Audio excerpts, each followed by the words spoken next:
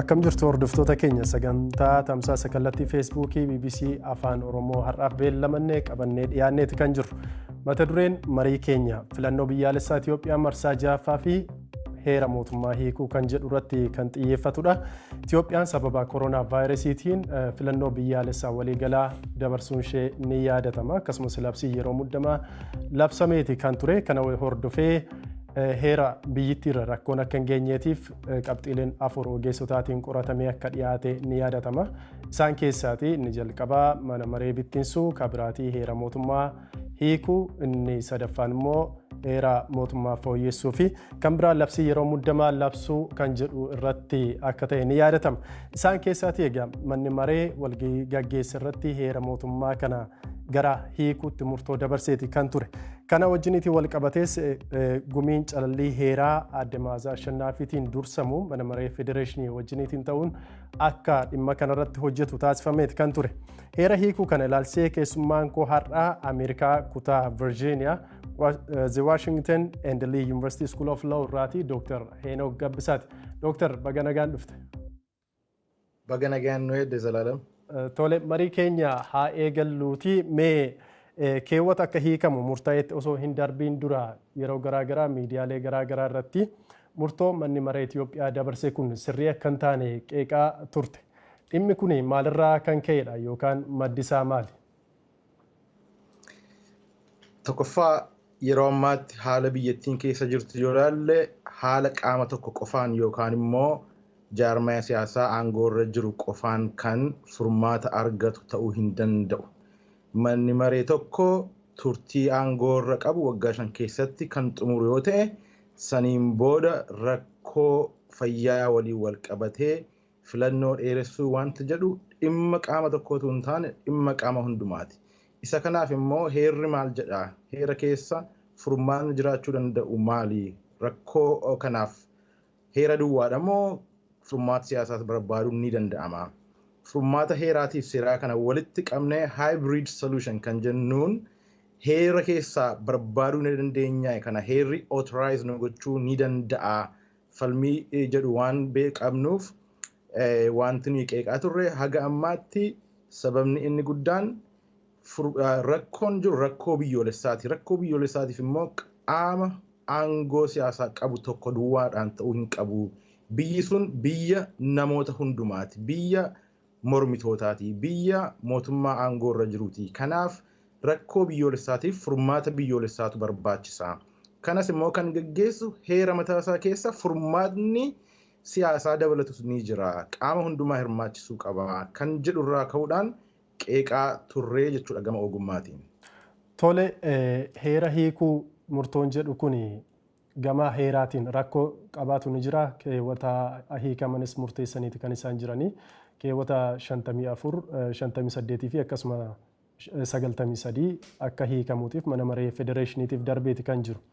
Dhimmi kun hiikamuunsaa kana heera mootummaatiin kan faallessu yookaan kan diigu ni qabaata? Tokkoffaa akkaataan heera itti hiikan haala adda addaa qaba yookaan immoo adeemsa adda addaa qaba. Yoo akkuma dhimma nama tokkoo yookaan dhimma abbaa tokkootiin ilaalama yoo ta'e yookaan immoo dhimmi kun dhimma nama dhuunfaa yookaan dhimma qaama dhuunfaa yoo ta'e heera hiikanii hiikootti kennuun ni danda'ama. Asirratti garuu tokkoffaa rakkoonni guddaa kan uume manni maree bakka bu'oota uummataa heera nuuf hiikaatu hin jenne gaaffiin isaanii ilaalcha yookaan immoo yaada ogummaa keessan gaaffii kana irratti nuu kennaa. Keewwata 54, 58 fi 93 irratti yoo manni maree aangoonsaa dhume yookaan turtiinsaa yoo dhume sababa labsii atattamaatiin immoo biyyi tokko filannoo gaggeessuu yoo hin dandeenye maaltu ta'a? Isa kanaaf murtii heeraa nuu kennaa kan jedhutu hin taane gaaffiin gaafatame yaada ogummaa keessanii nuu kennaa kan jedhudha. Tokkoffaa kun yaada ogummaa kennuudhaan kan bira taramu yookaan immoo kan bira darbamu miti. Lammaffaa gumiin calallii heeraa waggaa 10 dura waa'ee dantaa addaa uummanni Oromoo yookaan immoo mootummaan Oromoo Finfinnee irratti qabu ilaalchisee mootummaan naannoo Oromiyaa yaada ogummaa keessanii nuu kennaa jedhee gaafa gaafatu lakki nuti aangoo yaada yookaan immoo yaada ogummaa irratti hundaa'e kennuu hin dandeenyu aangoo sanaa hin qabnu murtii dabarsina malee murtiin kan darbu immoo gaafa gareen lama gaafa wal falmu dubbiin heeraa yoo jiraate gareen lama wal falmee constitutional dispute yookaan dubbiin heeraa yoo jiraate duwwaa aangoo heeraa murtii heeraa dabarsina malee yaada heeraa hin kenninu kan jedhuun waa'ee dantaa uummanni Oromoo Finfinnee irratti qabu dhiisanii bira darban jechuudha waggaa 10. Har'a immoo as deebi'anii aangoo mootummaa dheeressuuf jecha consultancy service yookaan immoo yaada ogummaa irratti hundaa'e kennuu ni dandeenya jechuun kun inconsistency uumuu danda'e jechuudha. Kana inni lammaffaan nuyi kaasne immoo dhimmumti as keessatti hiikoo barbaachisu hin jiru.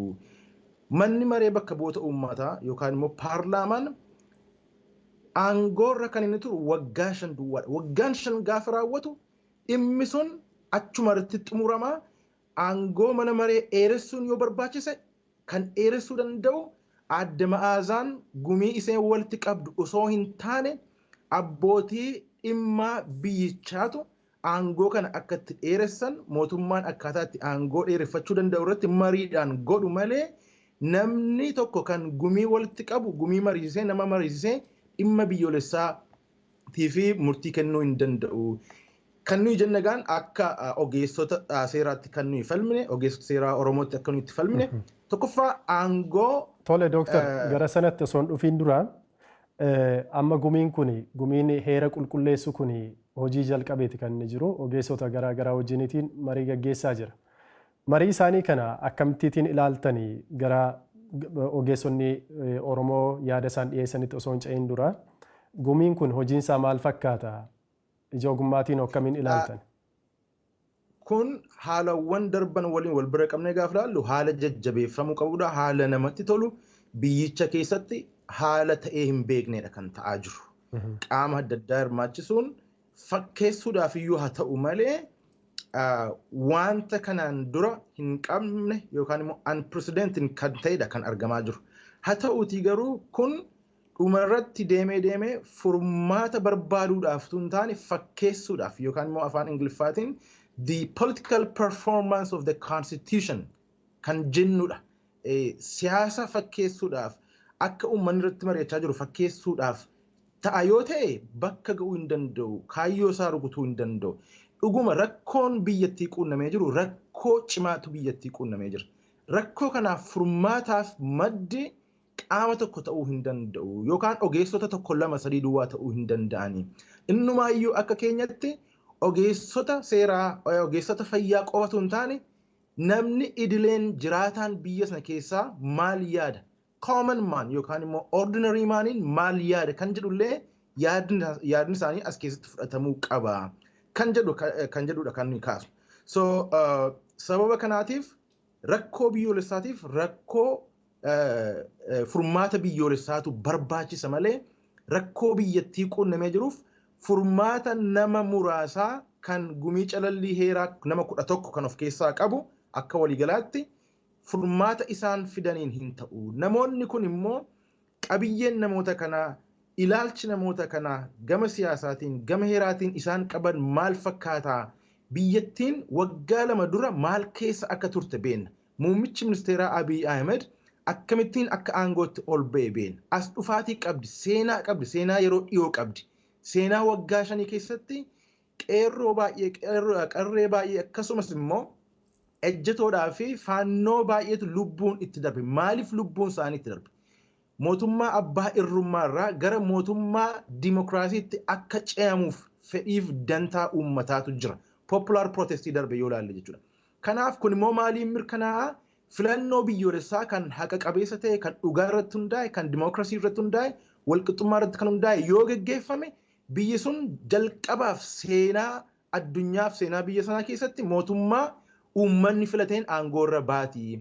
Har'a sababa koronaatiif filannoon uummanni taa'ee eegaa ture yoo dheeratu kan ta'e kan dheeressu namoota muummicha ministeeraa aangootti ol baase yaada isaanii itti hirmaatanii dheeressuu danda'u malee aangoo paarlaamaa adda ma'aazaa ashannaa fi gaafa jedhu individually isa irratti xiyyeeffachuu kootu hin taane namni dhuunfaan as dhufaatii waggaa 5 darbe du'aaf ajjeechaa hidhaaf dararaa roorroo fi tumaatii uummatarra ga'aa ture namni hin beekne har'a faayidaa fi kaayyoo fi galma filannoo sanaa beekuu hin danda'u hubachuu hin danda'u sodaa koronaarraan qofa kan ka'e vaaliyuu yookaan immoo yaadrimee filannoo sanaa hin beekani jarri kun kan nuyi falmaa jirruuf uummanni kan du'eef dargaggoo kan du'eef filannoo kana arguudhaaf filannoon kun immoo kan dheeratu yoo ta'e koronaadhaaf koronaan rakkina waan ta'eef kan dheeressuu danda'u warra seenaa warra du'anii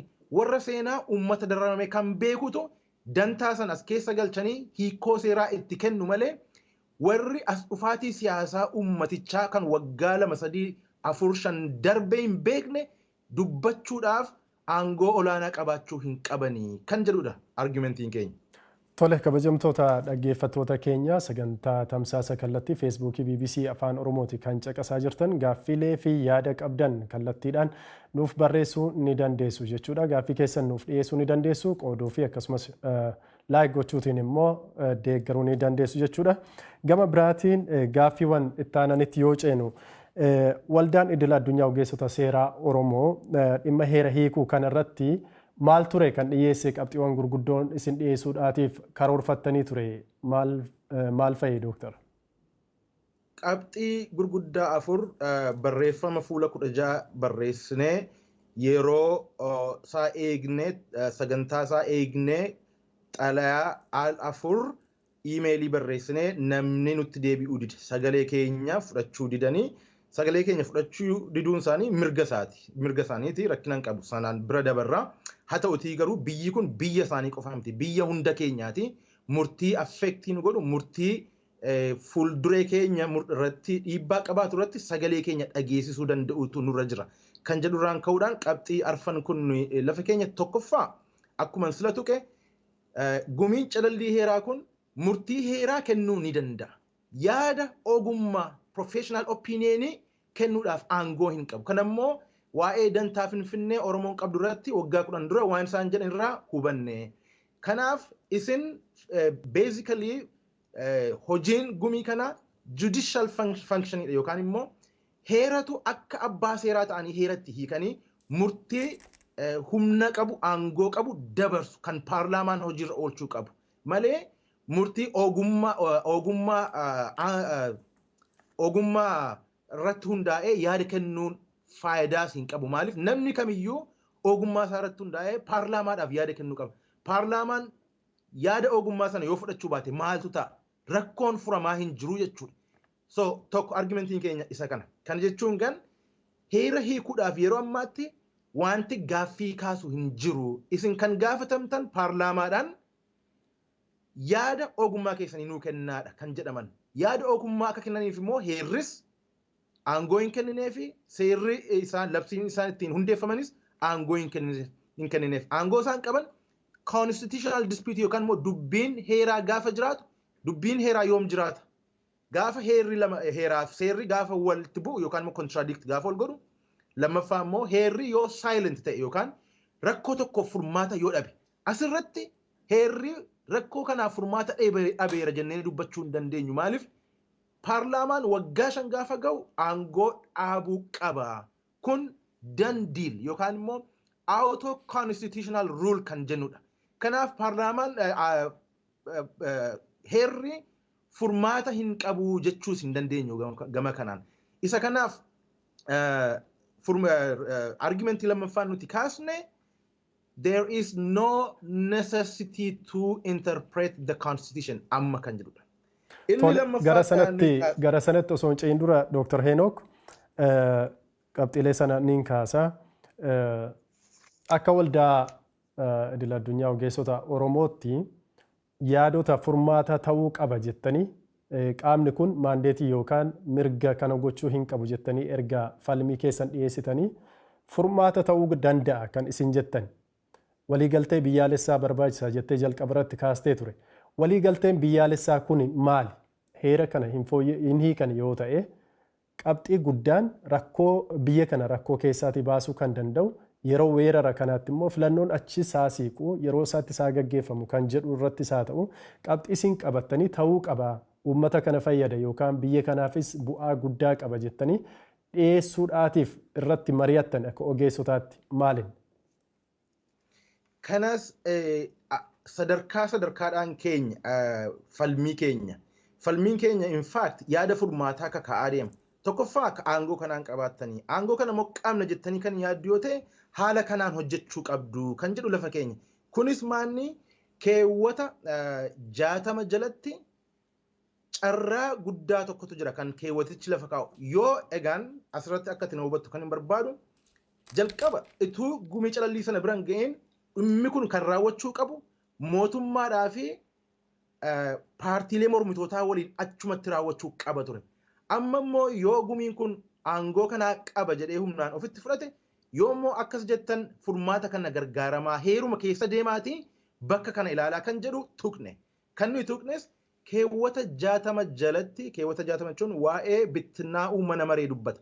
Keewwata 60 kana jalatti furmaata tokko arguun hin danda'ama. Innis yoo rakkoon adda addaa jiraate paartiidhaa fi mootummaan walitti dhufanii hariiroo uumuu hin danda'u kan jedhus jira. Kunis immoo akkamiin ta'a yoo naan jette yeroo ammaatti amantaan keenya heera biyya sanaa irratti hundaa'ee manni maree biyya sanaa erga bittinnaa'e tureera.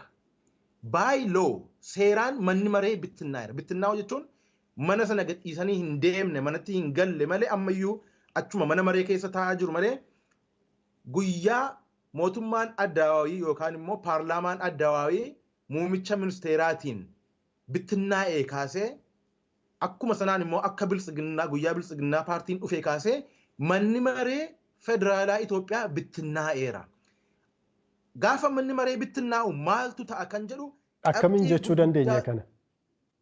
Akki nuti jechuu dandeenyu keewwata 60 keewwata xiqqaan 2 jalatti የጣምራ መንግስት yookaan immoo gareen coalition yookaan gareen waliin jaarmaya siyaasaa waliin ta'anii biyya kana hoogganaa turan maqaa jaarmaya kanaa tokkomsiisanii itti fufuudhaaf yoo walii galuu dadhaban manni maree federaalaa hin bittinnaa jedha.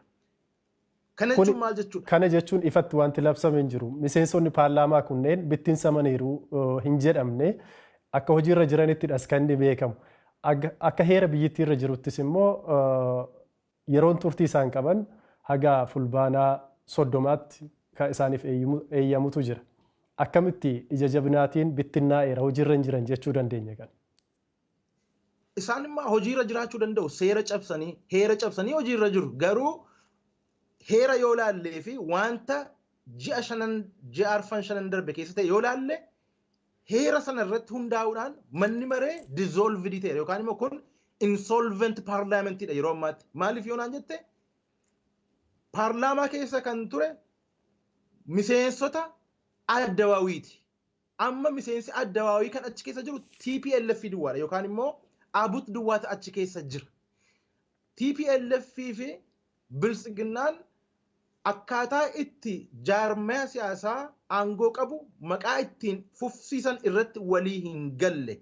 Keewwatni 60 keewwati xinnoo lammaffaan kan jedhu yoo jaarmayoleen waliin paarlaamaa keessa jiran walii galuu dadhaban mootummaa itti fufsiisuudhaaf maqaa jaarmaya siyaasaa kana itti fufsiisuudhaaf yoo walii galuu dadhaban paarlaamaan kun hin bittinnaa'a jedha. So guyyaa muummichi ministeeraa paartii biltsiginnaa gaafa fidu warri TPLF itti walii galuu didan.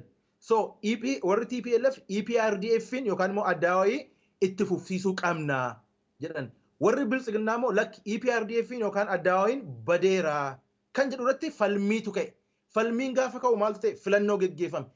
Guyyaa sana jechuudha. Yeroo sanarraa kaasee manni maree sun mana maree addawaawii ture. Har'a mana maree maaliiti? Mana maree biltsiginnaa takkan jenne uummanni hin filanne biltsiginnaa.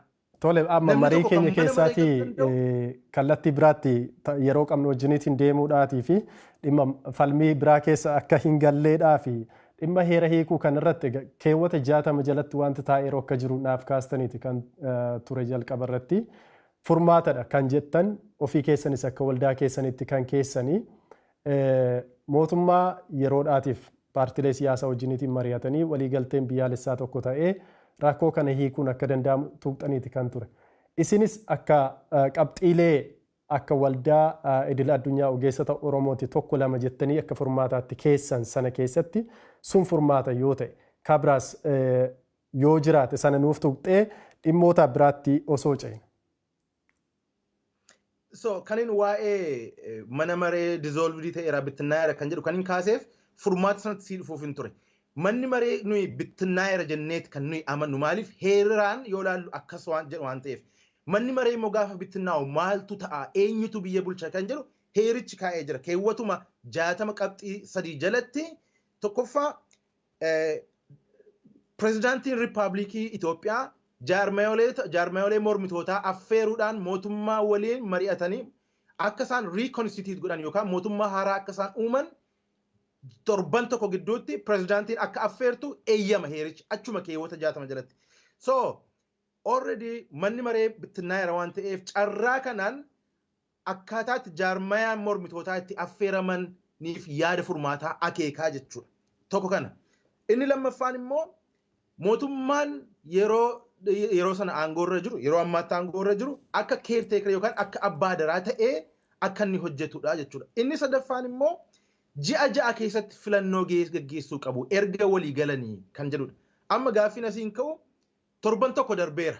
Seericha keessatti garuu heera keessatti garuu torban tokko akka dirqamaatti tun taane akka maandaatorii ruulitti tun taane akka fedhiitti kaa'ame yookaan permiisiif ruulitti kaa'ame. Kanaaf pirezidaantiin anytime mormitoota affeeruu dandeesse. Amma gaan asirratti koronaa dhufe. Kuni osoo koronaan hin jiraatin waan ta'uu qabudha. Kan manni maree bittinnaa'e koronaan itoo dhufin ture kan inni bittinnaa'e. Amma immoo gaafa koronaan dhufu innumaayyuu paartiin mormitootaatiif fi warri aangoo qabna jedhan akka walii galaniif sababa lammaffaa ta'a. Sababa jalqabaa inni ture already manni maree waan bittinnaa'eef waliigalteen barbaachisaadha. Political negotiation barbaachisaadha. Heera keessatti wanta kalafa kaa'ameef waan jechuudha. Isa kana. Inni dhumaa immoo qabxiin nuyi kaasne heera hiikuun amma akka amma deemamaa jirutti heerota naannoo tuqa. Heerota naannoo waan tuquuf akka heera naannootti hin tuqnetti hiikamuu qaba. Koreen calallii heeraa yookaan immoo gumiin calallii heeraa aangoo heera hiikuu kan inni qabaatu aangoo heera hiikuu kan federaalaa qofa. Naannoo Tigraay fudhannee yoo ilaalle naannoon Tigraay already mirga hiree ofiin murteeffachuu irratti hundaa'anii filannoo naannoo keenyatti ni gaggeessina gaafa jedhan mirga isaaniiti sun kabajamuu danda'utu irra jira. Kanaaf gumiin kun gaafa heera hiiku mirga naannoleef mirga sabaaf sablammiitti bu'uu hin qabu kan jedhudha. Inni qabxiin dhumaa immoo maqaa heera hiikuutiin heera fooyyessuun hin danda'amu. Kanarraa of eeggachuun barbaachisaadha. Maaliif yoo naan jette yoo heera kana hiikanii fakkeenyaaf manni maree waggaa 5 booda itti fufuu danda'a yoo jedhan kun hiikoo heeraa kennuu miti. Heera haaraa baasuudha kan. Heera kan baasuu danda'u heera fooyyessuu kan danda'u kun heera hiikuutu hin taane heera fooyyessuudha. Heera fooyyessuu kan danda'u akka keewwata 105tti naannolee hundumaatu walitti dhufee universal discussion yookaan immoo mariidhaan heera fooyyeffatu. Kanaaf sanarraa of eeggachuu qaba. Furmaanni maal ree kan jettee kaasteef tokkoof tokko heeraa fi siyaasa biyya sanaa walitti hybrid solution jira yookaan immoo furmaata walootu jira. Furmaata waloo kanarra ga'uudhaaf immoo heerichuma keessa keewwata 60ffaa deemnee yoo ilaalle keewwanni 60ffaan already biyya sanatti hojiirra ooluu jalqabeera. Paarlaamaan bittinnaa'eera. Paarlaamaan waan bittinnaa'eef gaafa paarlaamaan bittinnaa'u maaltu ta'a? Mariitu gaggeeffama. Marii eenyutu gaggeessaa? Pirezidaantii naannoo biyyoolessaatu paartii hundumaa affeeree mootummaa reconstitute godha. Erga mootummaa reconstitute godhanii election yookaan filannoo ji'a keessatti gaggeessuu qabu. Kun hundumtuu joint national effort yookaan immoo hojii akka biyyoolessaatti waloodhaan hojjetamuudha malee hojii yookaan immoo murtii gumiin calallii heeraa kan nama 11 qabu seenaa fi siyaasa biyya sanaa kan waggaa 5 dura ta'aa ture namni hin beekne murteessuu hin danda'u. Jiruuf jireenya qeerroo waggaa 5 darbee irratti har'a namni muraasni murteessuu hin danda'u kan jedhu. At the end of the day gabaabseedhuma furmaata kana lafsii kaa'uuf filannoon bipartisan projectii dhimma biyyoolessaati. Kanas immoo dabarsuudhaaf sababa koronaatiif filannoon darbuu akka qabu itti amanamee taanaan kan dabarsuu qabu mariidhaan dabarsu.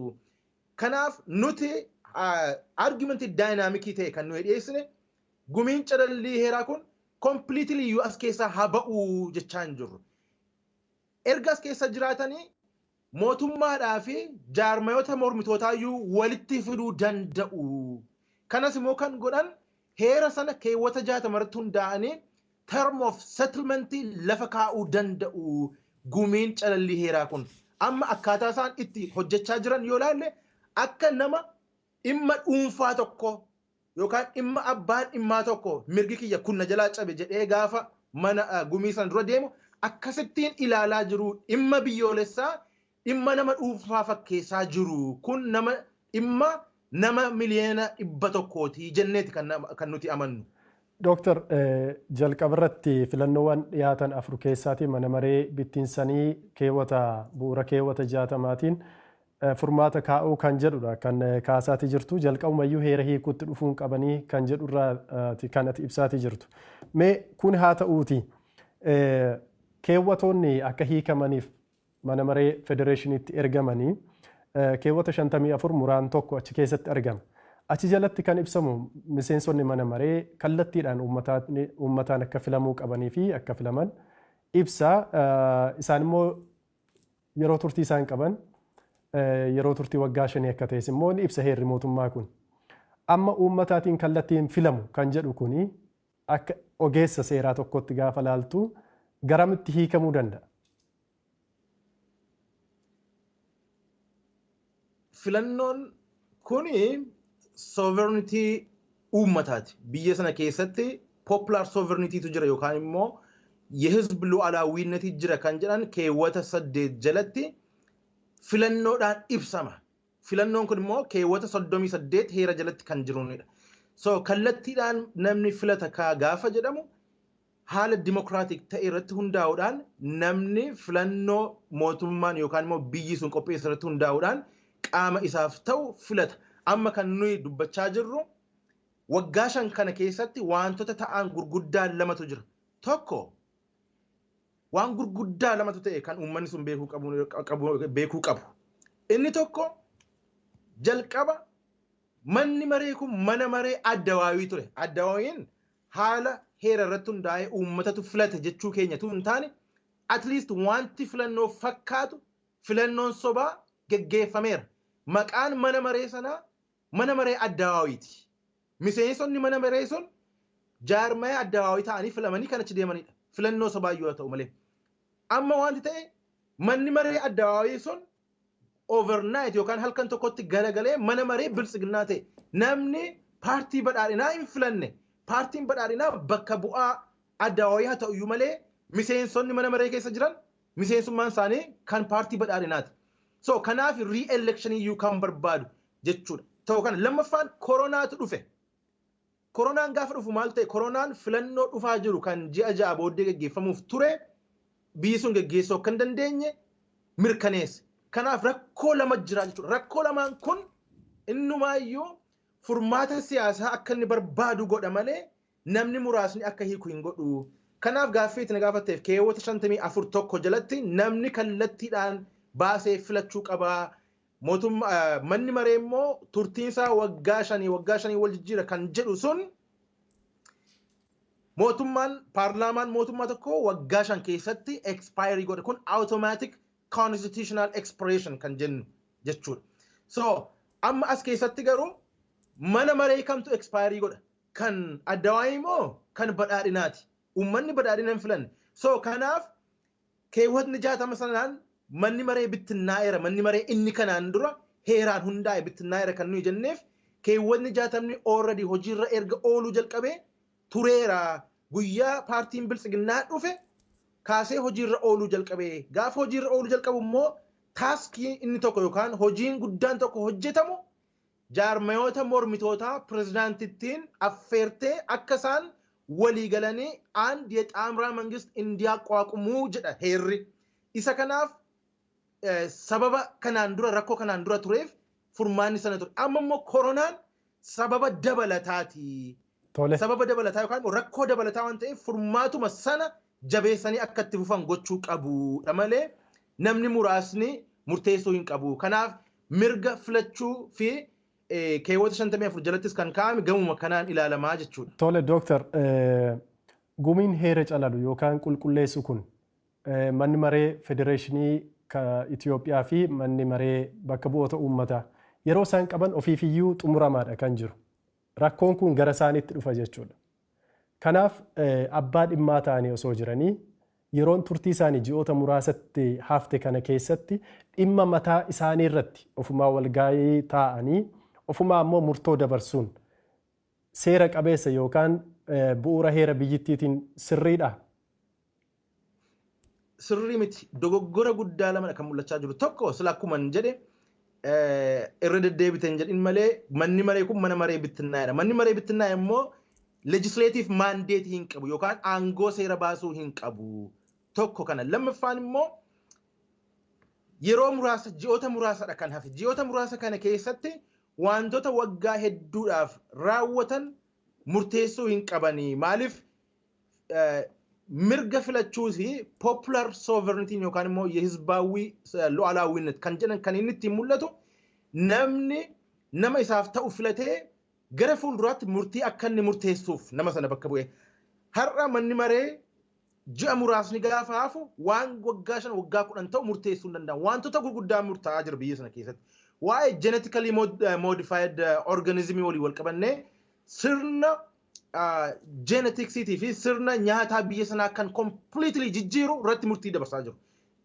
Gara biraan immoo waa'ee hidha abbayyaa waliin wal qabate murtiin adda addaa darbu kun haala addaatiin ilaalamuu danda'u ture jira. Isa kanaaf rakkoo guddaadha jennee kan nu ilaallu tokko already kun mana maree uummatni bakka hin buufannedha. Addawaawii filannoo isa sobaa yoo ta'u malee at least filannoon geggeeffamee aangoo qabateera. Humnaan iyyuu haa ta'u malee filannoon geggeeffameera. Mana maree miseensota bilisiginnaa eenyutu filate? Amma miseensota mana maree sana yoo gaafatte isin maal bakka buutanii jirtu? Jaarmee keessan maal yoo jetteen jaarmee isaanii bilisiginnaadha. Bilisiginnaan yoom tawadaddara yookaan yoom filannoo irratti hirmaata? Hin hirmaanne ji'a 5 dura kan bilisiginnaan dhufe. Kanaaf manni maree haa jennuuti manni maree kun hojiirra jira. Gaaffiin kiyya ofuma isaaniitiin carraa mataa isaanii murteessuun adeemsa dimokiraatawaadhaa. Ofuma isaanii yeroon turtii kan isaaniiti kan dhumaa jiru. Yeroo isaan uummata bakka bu'anii waggaa 5 turantu dhumaa jira. Yeroo kana dheereffachuutiif jecha ofuma isaanii heera hiikanii akka hiikamu murteessanii ofuma isaanii heerri sun hiikamee aangoorra kan turan yoo ta'e yookaan achuma turanii kan hojjetan yoo ta'e kuni adeemsa dimokiraasii biyyatti gufachiisuu hin danda'u ka jedhu gabaabinaan. Kun gaaffii bareedaadha. Gaaffii bareedaadha. Gumiin calallii heeraatii fi manni maree federeeshin mikir beet kan jedhan qaamuma tokko wal keessa jiru. Gama biraatiin paarlaamaan qaama mootummaa isa tokko yookaan biraanchii mootummaa isa tokko manni maree bakka bu'ootaa. Gama biraatiin immoo council of ministers yookaan mana maree ministeerotaa kan executive branch ta'e qaama adda biraadha. Amma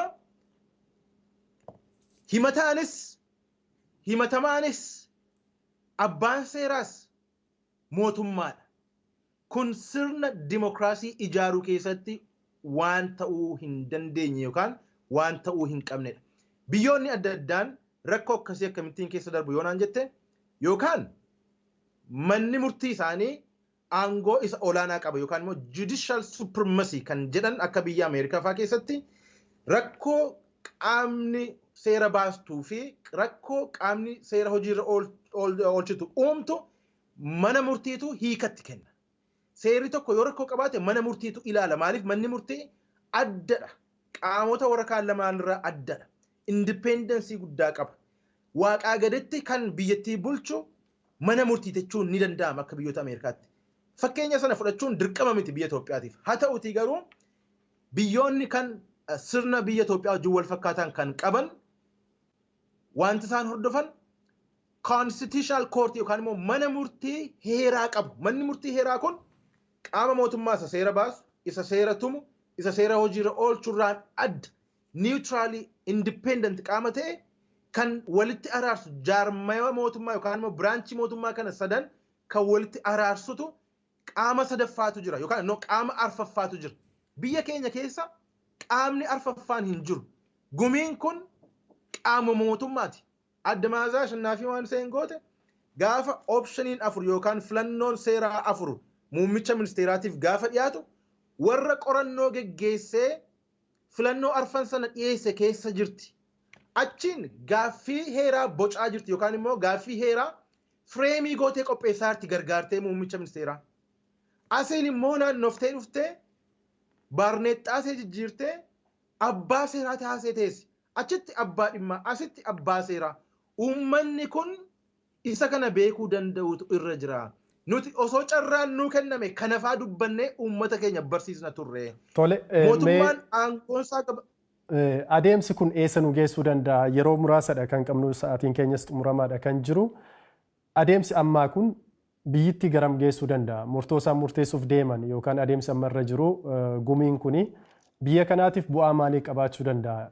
Yookaan immoo dhiibbaa biraas maal fiduu danda'a jettee yaadda? Adeemsi isaa mootummaa abbaa irree haala heeraan sophisticated ta'een, heeraan haala deggerameen, heeraan bareechanii, miidheeksanii, kabeebsanii mootummaa abbaa irreeti kan isaan aangessaa jiran. Mootummaan abbaa irree karaa adda addaa aanga'uu danda'a. Meeshaadhaan aanga'uu danda'a. Humna adda addaatiin aanga'uu danda'a. Heeruma isaatiin, heeruma dimokiraasii sanaanis aanga'uu danda'a. Amma wanti gochaa jiran mootummaa abbaa irreetu heeraan miiccanii qulqulleessanii uummatatti dhiyeessaa jiru. Abbaa irrummaatu hundaa'aa jira jechuudha. Mootummaan kun fedhii dimokiraasii qaba yoo ta'e, fedhii rakkoo biyya kanaa ceesisuudhaaf furuu qaba yoo ta'e, abbootiin dhimmaa yookaan stakeholderii gurguddaatu jira. Jaarmayootni biyya alaa keessaa galan, biyya ollaa keessaa galan, kan bosona keessaa lolaa jiran, kan bakka adda addaa jiran waliin ta'anii naamusa itti baasanii mari'achuu. Mariin kun akkamiin ta'uu qaba kan jedhu irratti gumiin kun yaada agarsiisuu danda'a. Kan nuyi jenne yoo gumiin kun humnaan itti deemee hojjeta yoo ta'e akkaataa itti mootummaadhaaf jaarmayooleen siyaasaa itti mari'atan maalirratti akka isaan mari'atan ajandaa maalirratti akka isaan mari'atan irratti dirqama tahee kennu daangaa kaa'ee fi kanaaf kana gidduutti mari'adhaati ajandaa kana irratti mari'adhaati akkaataa itti filannoo waliin geggeessan akkaataa itti waliin bulchitan irratti kan jedhuun gargaaruu danda'a. Gumiin kun gumii kanas nuyi completely discounting goon hin baasnes keessaa. Kanaaf amma garuu wanti ta'aa jiru kanatu hin taane namootuma heera beekan namootuma beekumsa seeraa fi heeraa qaban affeeruudhaan mootummaan kun turuu isaarraa dantaa kan qaban ta'uu danda'a ta'uu dhiisuu danda'a. Sana affeeranii waamaniitu heeraan miidhessaa jiruudha rakkoon keenya. Tole gaaffii xumuraa daqiiqaa tokkotti yoo filannoon dheerate maal ta'uu danda'a kan jedhu uummanni karaa feesbuukii keenya gaafataa jira. Maaltu ta'a yeroon filannoo yoo dheerate? Mootummaan kun delegitimiate ta'a yookaan immoo mootummaa beekamtii heeraa qabaatu ta'uu hin danda'u. Kanaaf maaltu ta'uu danda'a kan jedhuuf uummanni mootummaa jechuun uummata ta'a jechuu yeroo sana. Mootummaa jechuun jaarmaya aangoo siyaasaa qabu hin taane maaliif jaarmaya aangoo siyaasaa qabu turtiinsaa waggaa 5 keessatti waan raawwatuuf yeroo sana waan raawwatuuf uummannis mootummaa ta'a mootummaanis uummata ta'a. Kanaaf sun immoo the worst case scenario biyyi sun kan arguu hin barbaanne kanan inni lammaffaan kan ta'u muummichi ministeeraa already abbaa irrummaatti deemaa waan jiruuf raayyaa ittisa biyyaatiin biyya bulchuuf deema. Raayyaa ittisa biyyaa naannoowwan ciccimootti nama easy adda addaa yookaan immoo jeneraalota itti erguudhaan bulchuuf deemaa jira. Akkuma amma ta'aa jiru argineera. Naannoo Oromiyaatti already poolisiin addaa Oromiyaa raayyaa ittisaa jala galeera. Naannoo Amaaraattis poolisiin addaa naannoo Oromiyaa raayyaa ittisa biyyaa jala galaa jira. So military rule'aan deemaa jirra. Har'a waa'ee heeraa kan nuyi dubbannu kun torban muraasa booda yookaan ji'a muraasa booda ni dhaabbata kun achuma irratti hafa. Mootummaan kun yoo marii dhaabbotii siyaasaa waliin kan itti fufu yoo hin taane hundumtuu mirga walqixa qabaachuuf deema. Militariidhaan bulchuuf deema. Kun immoo the worst case scenario namni kamiyyuu kan arguu hin barbaadu isa jedhudha. Tole kabajamtoota hordoftoota keenya sagantaa har'aatiif qopheessine asumarratti xumurreeti kan jirru. Keessummaan keenya har'aa Dr. Heenook Gabbisaa Ameerikaa kutaa bulchiinsa Virgiiniyaa irraati kan isaan afeerreeru jechuudha. Profeesara seeraati yaada nuuf qooddaniitiif guddaa galatoomaa Dr. Nagaa ta'a. Baay'eetis.